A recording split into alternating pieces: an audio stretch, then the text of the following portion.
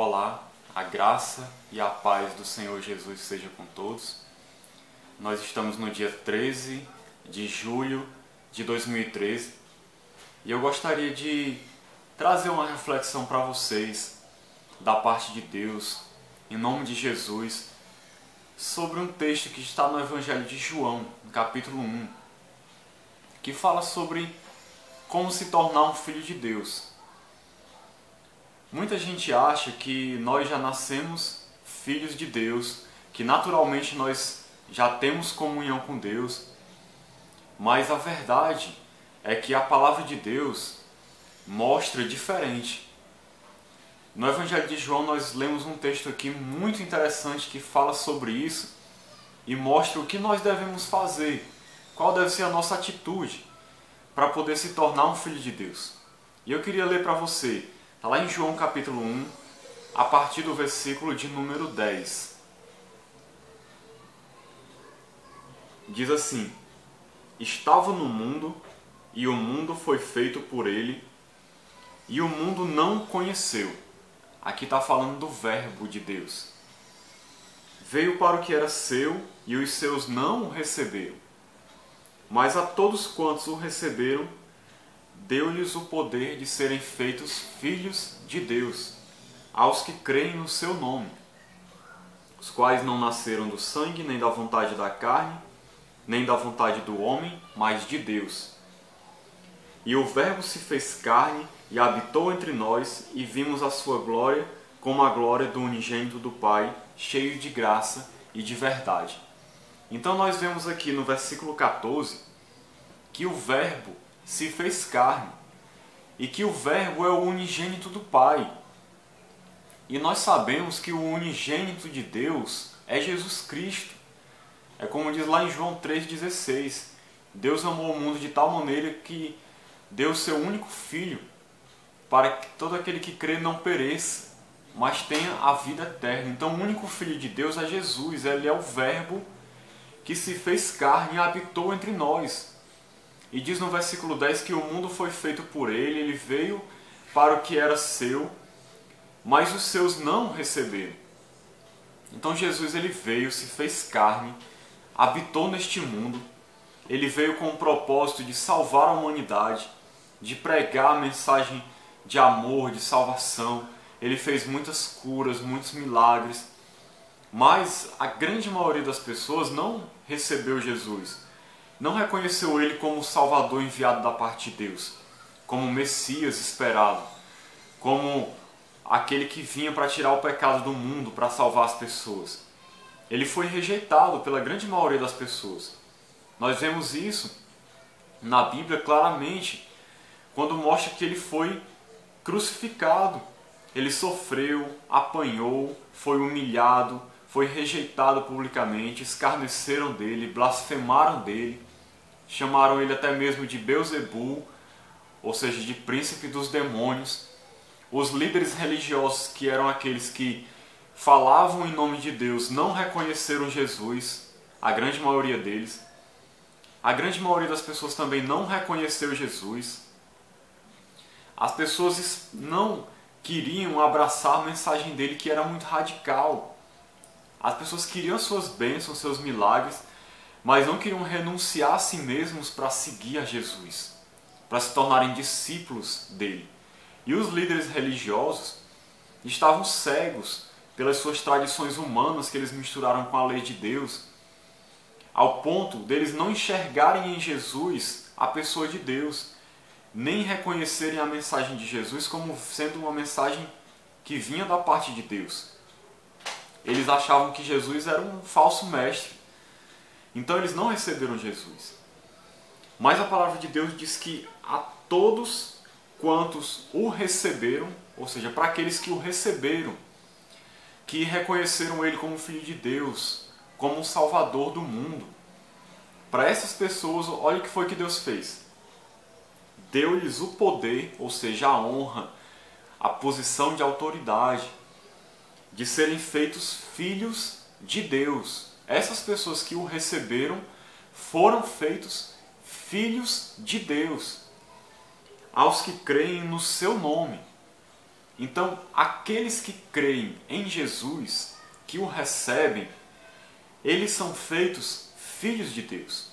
Então, nós não nascemos já sendo parte da família de Deus. Todo ser humano está debaixo da maldição do pecado, está separado de Deus, precisa de salvação.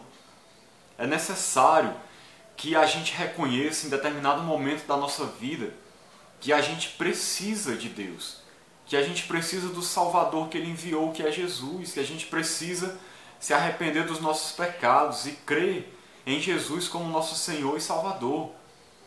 Então é o que está dizendo aqui, para aqueles que creem nele, essas pessoas passam a ser filhos de Deus. E crer em Jesus aqui não é simplesmente acreditar nele, não é simplesmente acreditar que ele existe, acreditar que tudo que ele fez foi real. O diabo também crê, a Bíblia diz, e estremece. O diabo sabe que Jesus é o Filho de Deus, que Jesus foi real, que ele morreu numa cruz pela humanidade. O diabo sabe de tudo isso, mas o diabo, ele não tem nenhum desejo de seguir os ensinamentos de Jesus, de deixar que Jesus seja o Senhor dele. Então é por isso que crer não é simplesmente acreditar. Crer é você obedecer, acreditar e obedecer. Reconhecer Jesus como seu Senhor. Se colocar na presença de Deus em arrependimento, se arrepender dos seus pecados. Reconhecer que você é um pecador, que precisa de salvação. Pedir perdão a Deus, colocar sua fé nele. Pedir para Ele ser o Senhor da sua vida. Entregar a sua vida para viver em obediência, em santidade, em adoração a Deus, em comunhão, com o desejo de viver para servir ao Senhor, para seguir os seus ensinamentos, para andar na sua presença. Então, crer nele envolve tudo isso. É um chamado para uma vida de discipulado, uma vida de entrega, de reconhecer Jesus como Senhor e andar com Ele dia após dia.